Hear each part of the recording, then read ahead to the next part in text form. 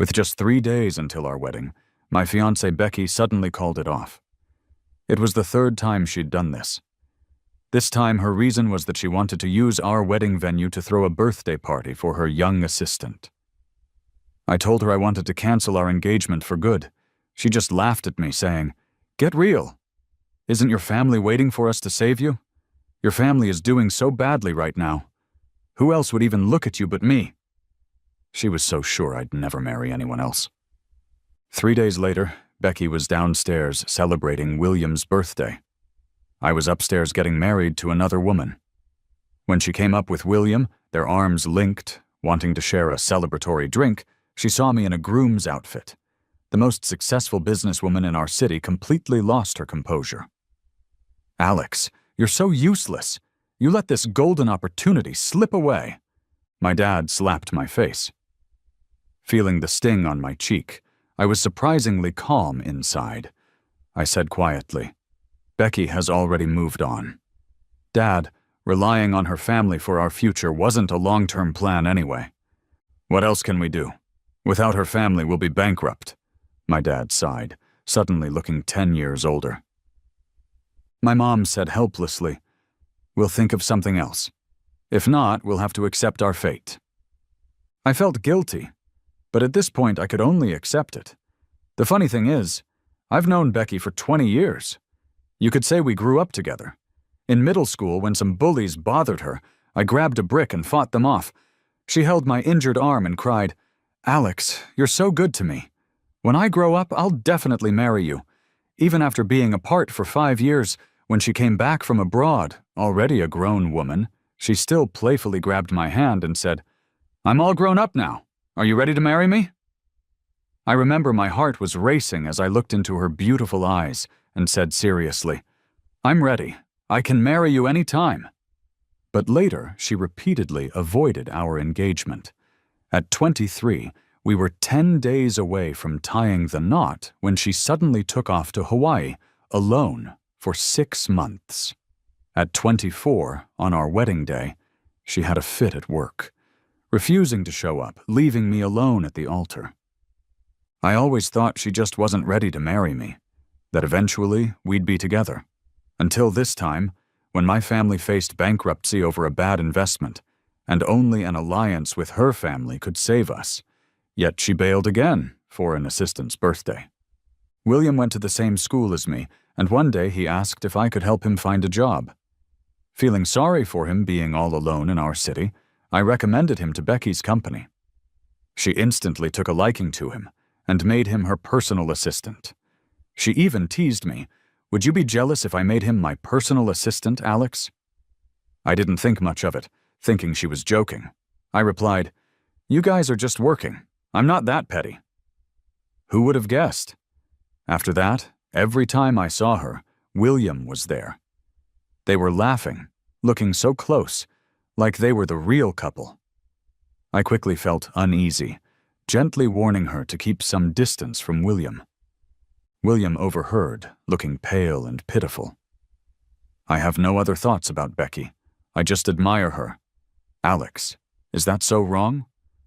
I hesitated, about to speak, when Becky snapped at me, "How could you be so vile? Look how you've scared William. Apologize to him." Under her insistence, I apologized to William, but I clearly caught a smirk on his face as I did. Around this time, it was just 5 days until our third scheduled wedding. 2 days later, at our social gathering, I was supposed to attend with Becky, but she showed up with William. "What's going on? Isn't Becky about to marry Alex? What's this about?" "So, what if they're getting married? Even if they're wed, they can get divorced. Looks like the son-in-law is changing. Did you see Alex's face? He looked like he'd swallowed a fly." I pushed through the crowd, walking up and swinging a punch at William. Yet the next moment Becky slapped me across the face. "Alex, I forbid you to touch him." She actually hit me for a guy she'd known less than 3 months. My mind went blank for a few seconds. My face wasn't what hurt. My heart did. Becky glared fiercely at me. "Alex, are you crazy? Who told you to hit him?" She acted like I wasn't her fiancé. but an enemy. "Becky, do you remember? We're supposed to get married in 3 days," I asked, my voice hoarse. She turned away impatiently, saying, "I know. Stop reminding me over and over." She left me, protectively standing with William, assuring him gently, "Don't worry. Everything will be fine. I'll take you to the hospital right away." With those words, she whisked him out of the hall. I was left as the center of attention, laughed at like a clown. I stumbled out, and in the hotel parking lot I saw Becky gently cleaning William's wound with tissues, William naturally wrapping his arm around her waist. She didn't resist, her eyes full of kindness. "Alex is so domineering. Why marry him, Becky? He clings on desperately. I've had enough of him. Your birthday is on your wedding day. I've never celebrated my birthday. I'll celebrate for you." So Becky thought I was clingy, that she might have been sick of me long ago. Feeling bitter, I wandered past them like a ghost. Becky stopped me, commanding, "Alex, the wedding's canceled. I'm giving William a birthday party that day." What I dreaded had happened again. I really couldn't believe she canceled our engagement for a third time. Turning to face her cold, elegant face, I asked hopelessly, "Are you sure?" "Very sure. So, when are you planning to marry?" She sneered. "Why are you so impatient? Not saying I won't marry you. This just so happened to fall on William's birthday. We'll use the wedding venue for his birthday party. I've decided in just 2 minutes." She switched our wedding for William's birthday party. I stayed silent for a long time, looking at the cold and distant expression on her face. I finally made up my mind and slowly spoke up. "Becky, let's completely call off the engagement." She was stunned for a couple of seconds, then replied angrily, "Are you trying to force me to marry you this way? I told you I'm spending that day on William's birthday. Can't you understand human words? No.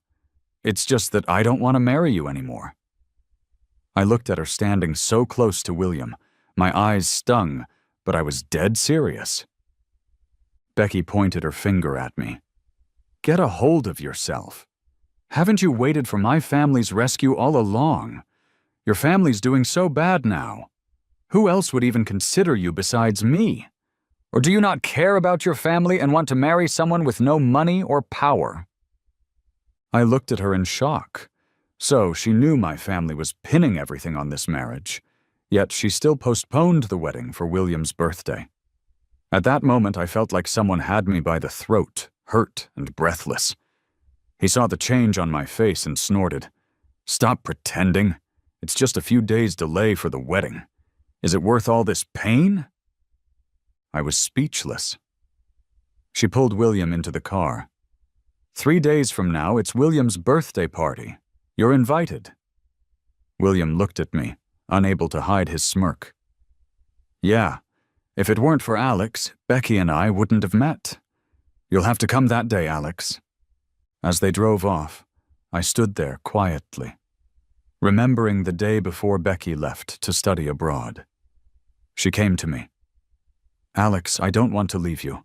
I'm so reluctant to let go of you. I'll definitely be sad and miserable without you," she cried her heart out. I carefully wiped her tears, made silly faces, told jokes, did everything I could to comfort her until I said, "Think of it as a vacation. Have fun there. Trust me, I'll be waiting right here when you return." Only then did she smile. She made a pinky promise, made me swear to wait for her. "But Becky, this time I won't wait for you.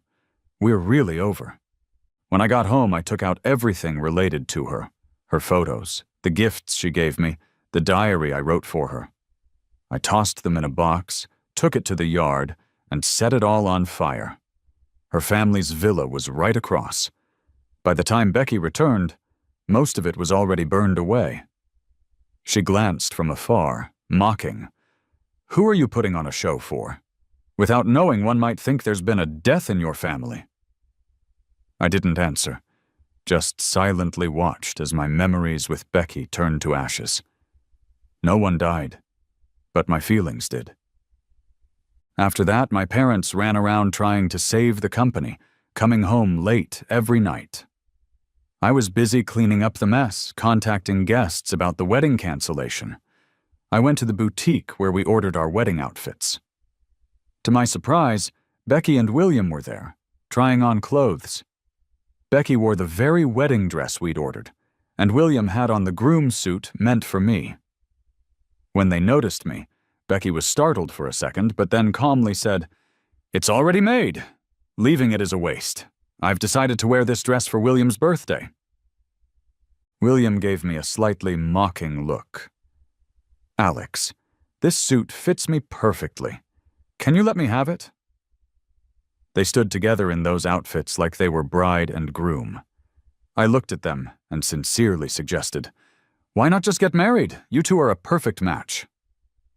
William seemed pleased by this, while Becky suddenly got cold. "Alex, what nonsense are you talking about? We've been engaged for a while. By saying this, are you insulting me?"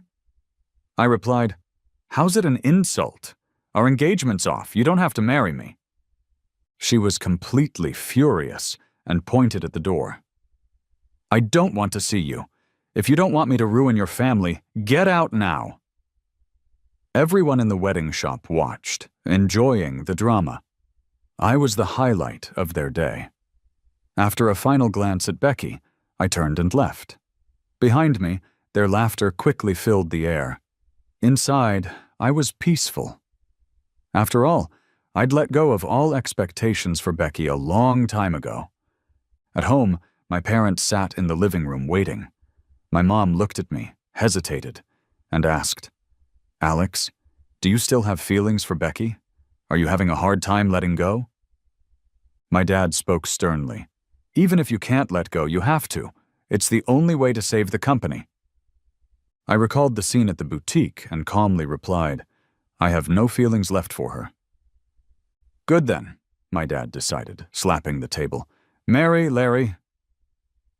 I had no idea who Larry was. Next, I learned from my parents that earlier today, the daughter of a prominent family in City A wanted me to be their son-in-law. Tomorrow they'd hold a wedding for me and this young lady right upstairs from the venue we booked. William's birthday party was also tomorrow. I couldn't believe it. While Becky was celebrating downstairs, I'd be marrying someone else upstairs. "Alex, if you don't want to, we won't force you," Mom said, watching me with concern. Dad stared, dreading a no from me. Quietly, I said, "As long as she's willing, I'll go along with it." So this rushed wedding was set. The next day came quickly. That day I was to marry a stranger. Too familiar with the original venue, I accidentally went to the wrong floor. I walked right into William's party. When I arrived, William's friends were goading Becky to kiss him. She looked at him with soft eyes, showing no hint of refusal. Eventually, she stood on her tiptoes and gave him a soft kiss. William held her and kissed back. They were in wedding attire, looking all lovey-dovey, like a sweet couple at a wedding. Everyone cheered and applauded at the scene. But inside, I felt really calm.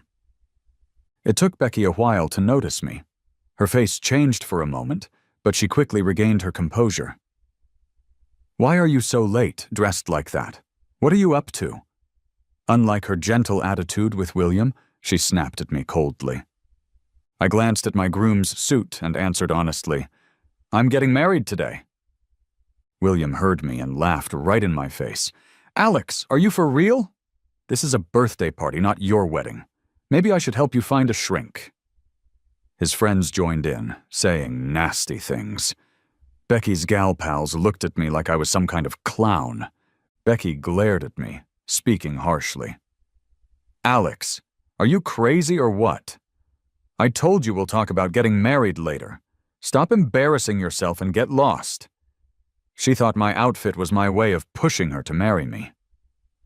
I looked at her carefully made-up look, her fancy wedding dress, and the lipstick mark she left on William's face.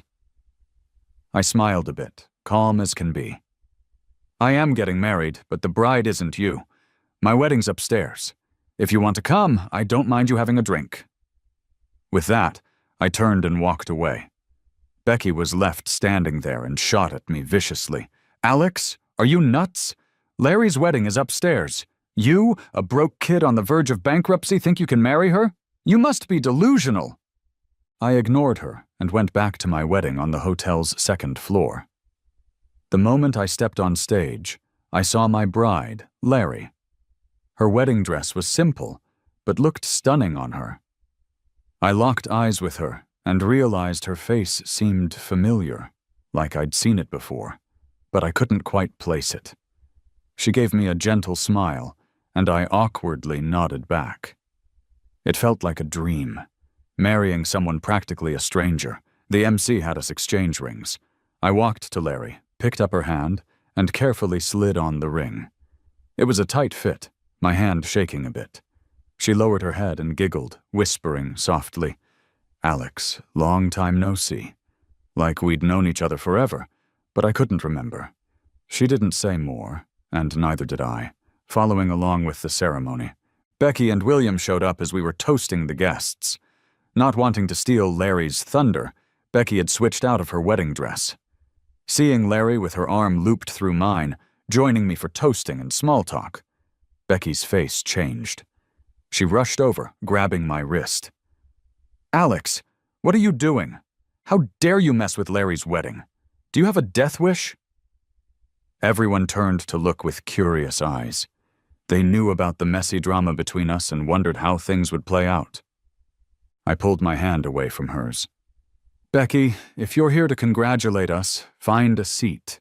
Don't disrupt my and Larry's wedding." Becky hesitated, then laughed. "Is this a joke? You, a broke guy with Larry?" Larry spoke up with a cool edge. "Ma'am, show some respect to my husband. If you don't, security will escort you out." Even Larry seemed to be playing along. Becky looked puzzled, still reaching for my hand. She tried dragging me away as security stepped in. "Let me go! Alex, is this how you treat your fiancé? Aren't you scared my family will ruin yours in S-City?" Becky threatened with the same old weak point. I sighed, disappointed but staying calm. "We broke off the engagement. Remember, this is my wedding with Larry. Chill out." Larry held my arm tighter, giving Becky a bland stare. "If you mess with him, you mess with me. You should know the consequences for your family." But Becky didn't seem to hear, still staring at me. "Alex, you're leaving me? You said you'd marry me. Did you forget?" Before I could answer, Larry stepped in. "Becky, really? Alex waited years for you. How could you treat him like that? Someone who values him will take care of his heart. Go find your toy boy. You don't deserve him." I was surprised Larry knew so much about me. For now, I hoped she'd help my family. Her support was already a blessing. William came over to take Becky away, but she shoved him down, not even glancing at him, like she was clinging to her last hope. She grabbed my hand. "Alex, I'm sorry. Can't we get married now? I promise, no more running away. Alex, please!" I saw her in such a state and felt baffled. Why would she care if I married someone else? But it doesn't matter now. I pulled my hand back, holding Larry's tightly, our fingers intertwined. "Whatever you're saying, I'm not interested. Larry is my wife, and this is our wedding. Please leave." "No, I won't, Alex. Don't leave me like this." Ignoring her cries, security forcefully led her away. Larry gently squeezed my hand. "Alex, she's the girl you loved for so long. She's willing to marry you. Are you sure you're letting her go?" I turned to look at Larry, puzzled by the emotion I saw there. I looked into her beautiful eyes and said nervously, "You're the one who saved me from my cage. Since we've had a wedding, you're the love of my life now. Larry, will you be my wife?" Her cheeks turned crimson as she nodded earnestly at me. Even though Larry and I were already married, we hadn't known each other long. That night, nothing actually happened. She just held my hand and said, "Shall we go get our marriage license tomorrow, or do you want some time to think it over?" Her respect for my opinion was a bit unexpected. I smiled at her. "Let's go with your plan." And her eyes lit up. "Okay, then let's go to the Civil Affairs Bureau tomorrow." Somehow, Becky got wind of the news. The next day, as Larry and I arrived at the Civil Affairs Bureau, Becky was waiting at the entrance. When she saw us, she rushed over. "Alex!" she exclaimed. "I won't let you register your marriage with her. You promised to marry me. Are you gonna back out?" I shielded Larry, not wanting her to get hurt by Becky. I looked at Becky, cold and unchanging, and said, "Becky, haven't you broken your promises before? Can't you stop causing trouble?" She protested. "But you've always indulged me." "Why not just one more time, Alex? I brought all my documents. We can register our marriage now." Becky reached for my hand, but I quickly dodged. "Stop being disgusting, will you? I have no feelings left for you. I'm not registering anything with you, so please step aside." Becky shook her head, tears in her voice. "I don't believe it. We have over 20 years of history. How could it just be gone?" "Are you doing this for the company? I can help too. I'll get your family some big deals to save you." I couldn't help but laugh, a bitter sound tinged with anger. "You think our relationship was so strong? Then why did you ruin our wedding for someone you've just met? You even wore a wedding dress for his birthday, Becky. Isn't it obvious how you feel about me?" She pointed at Larry. "And what about her? You've never even dated, but you'd rather marry her than me? Can you really say you truly love her?" Holding Larry's hand tightly, I frankly told Becky, "I can't say how much I love my partner, but what I do know is I thoroughly despise you. Now please step aside." I won't let you register your marriage," she was saying, but then fell silent. Larry stepped forward and slapped her hard. "Becky, haven't you hurt Alex enough?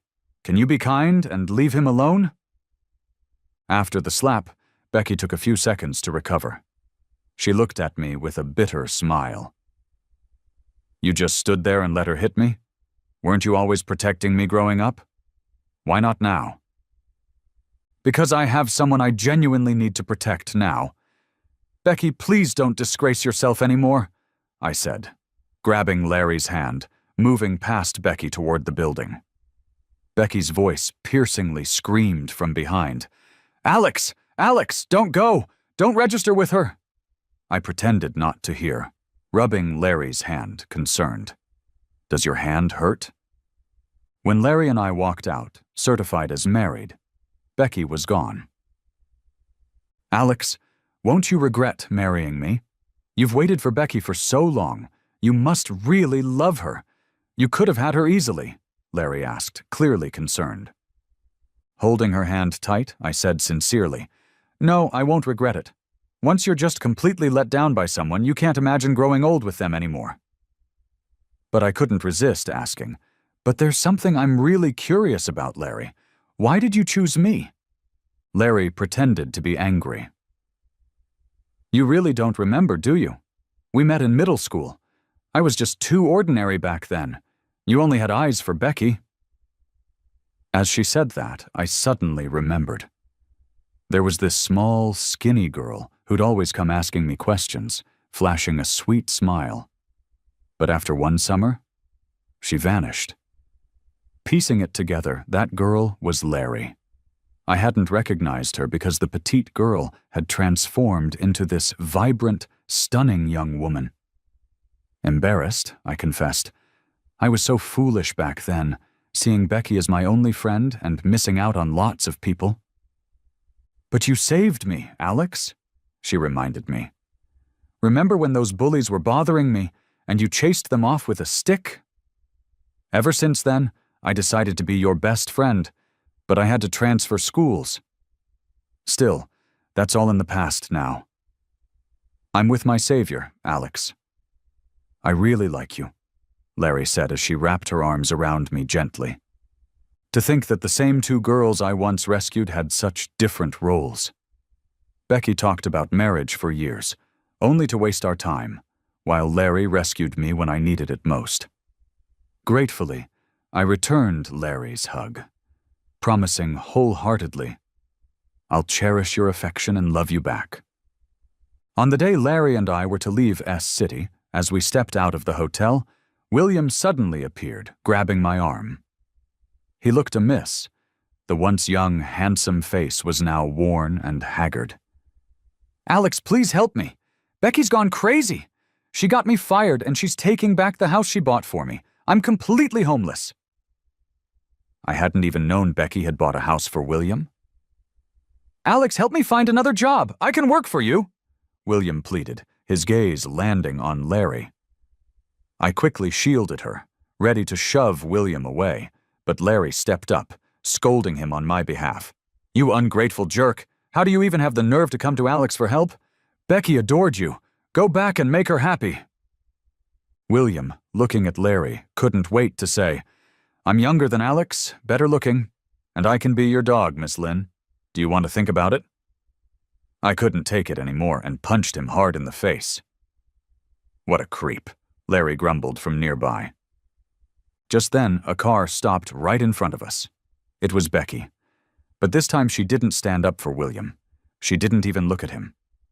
She rushed over to me and said, "Alex, didn't you hate it when I hung out with William?"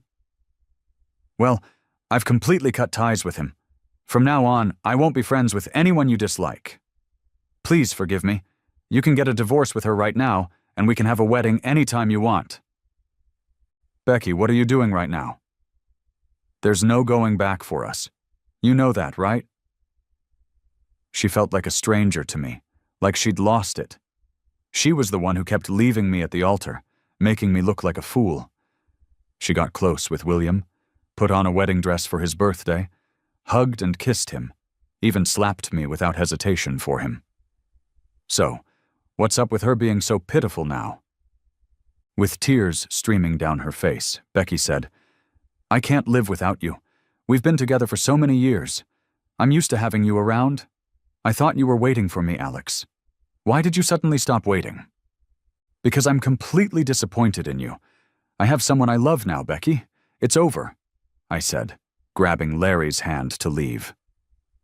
Becky blocked us, glanced at Larry, and said fiercely to me, "Alex, I've heard it all. You're marrying her to mooch off her family. You're just a maid in her house.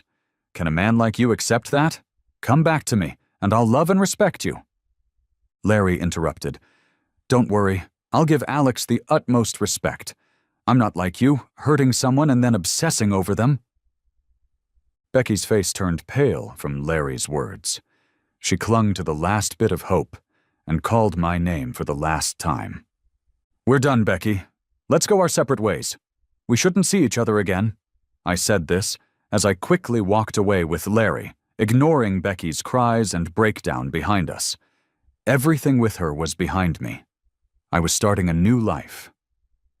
Even though I had become a husband, Larry truly respected me. She joined her family's company, worked hard, and soon made progress. Our relationship grew quickly, becoming more intimate. I'm grateful for our reunion and for Larry. Without her, I might still be trapped in the cage Becky built for me. Meanwhile, Becky seemed to be hitting a rough patch due to some bad decisions.